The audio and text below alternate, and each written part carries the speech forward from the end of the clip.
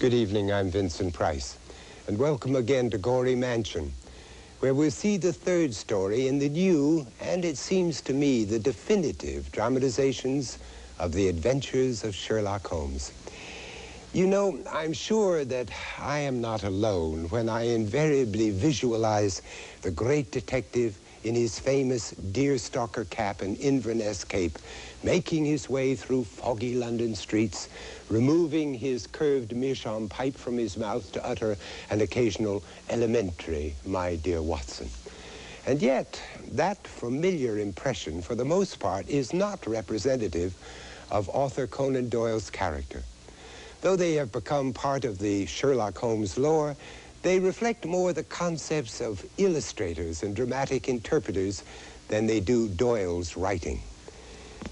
The Sherlock Holmes adventures, like the stories of Charles Dickens, were first published in a magazine, London's legendary Strand magazine.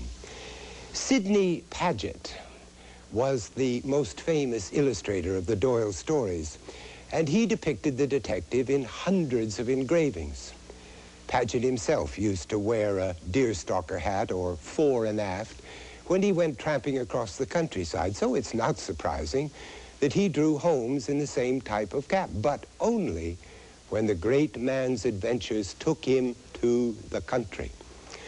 Similarly, Paget illustrated Holmes on many train journeys in the very practical Inverness cape, which gentlemen of the period wore to protect their finer clothes from railway soot and cinders, as well as from the damp and drafts. Of course, what happened was that Paget's drawings gave readers an indelibly memorable picture of Holmes, and they became the model for countless other artists and actors who presented Holmes in cap and cape no matter where the tenacious detective pursued his villains.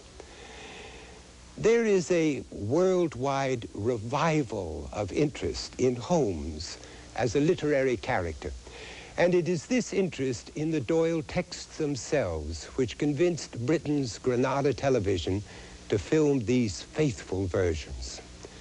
The transition from print to film often made some very heavy demands on the screenwriters, as did the need to clarify Doyle's obvious inconsistencies and contradictions in many of the very hastily written stories. But the production collaborators were able, without slavishly adhering to every word that the Victorian author wrote, to fashion authentic adaptations of the original stories, as you'll see now in one of the most famous stories, The Adventure of the Dancing Men.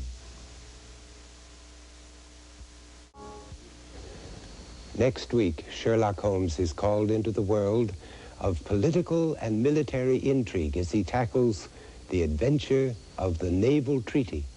Until then, for Mystery, I'm Vincent Price. Good night.